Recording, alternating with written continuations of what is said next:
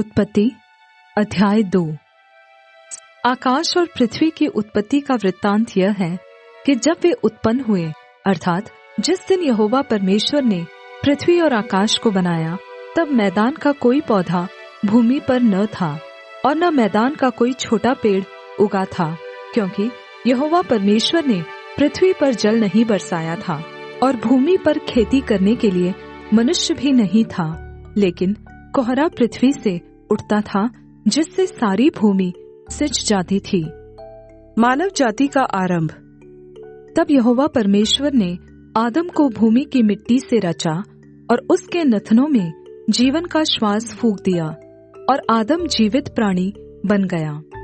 और यहोवा परमेश्वर ने पूर्व की ओर अदन में एक वाटिका लगाई और वहां आदम को, जिसे उसने रचा था, रख दिया। और यहोवा परमेश्वर ने भूमि से सब भांति के वृक्ष जो देखने में मनोहर और जिनके फल खाने में अच्छे हैं उगाए, और वाटिका के बीच में जीवन के वृक्ष को और भले या बुरे के ज्ञान के वृक्ष को भी लगाया। उस वाटिका को सींचने के लिए एक महानदी अदन से निकली और वहां से आगे बहकर 4 नदियों में बट गई। पहली नदी का नाम पीशोन है। यह वही है जो हवीला नाम के सारे देश को, जहाँ सोना मिलता है, घेरे हुए हैं। उस देश का सोना उत्तम होता है, वहाँ मोती और सुलेमानी पत्थर भी मिलते हैं। और दूसरी नदी का नाम गीहोन है। यह वही है जो कूश के सारे देश को घेरे हुए हैं। और तीसरी नदी का नाम हिदकेल है। यह वही है जो अशूर के पूर्व की ओर बहती है। और चौथी नदी का नाम फरात है। तब यहोवा परमेश्वर ने आदम को लेकर अदन की वाटिका में रख दिया कि वह उसमें काम करे और उसकी रखवाली करे। और यहोवा परमेश्वर ने आदम को यह आज्ञा दी, तू वाटिका के किसी भी वृक्षों का फल खा सकता है, पर भले या बुरे के ज्ञान का जो वृक्ष है उसका फल तू कभी न खाना, क्योंकि जिस दिन तू उसका फल खाएगा उसी दिन अवश्य मर जाएगा। फिर यहोवा परमेश्वर ने कहा, आदम का अकेला रहना अच्छा नहीं, मैं उसके लिए एक ऐसा सहायक बनाऊंगा जो उसके लिए उपयुक्त होगा।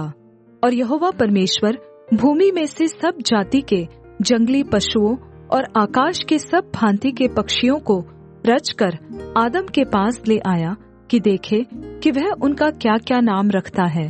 और जिस जिस जीवित प्राणी का जो नाम आदम ने रखा, वही उसका नाम हो गया। अतः आदम ने सब जाति के घरेलू पशुओं और आकाश के पक्षियों और सब जाति के जंगली पशुओं के नाम रखे, परंतु आदम के लिए कोई ऐसा सहायक न मिला जो उससे मेल खा सके। तब यहोवा परमेश्वर ने आदम को गहरी नींद में डाल दिया, और जब वह सो गया तब उसने उसकी एक पसली निकालकर उसकी जगह मांस भर दिया। और यहोवा परमेश्वर ने उस पसली को जो उसने आदम में से निकाली थी स्त्री बना दिया और उसको आदम के पास ले आया। तब आदम ने कहा, अब यह मेरी हड्डियों में की हड्डी और मेरे मांस में का मांस है, इसलिए इसका नाम नारी होगा, क्योंकि यह नर में से निकाली गई है।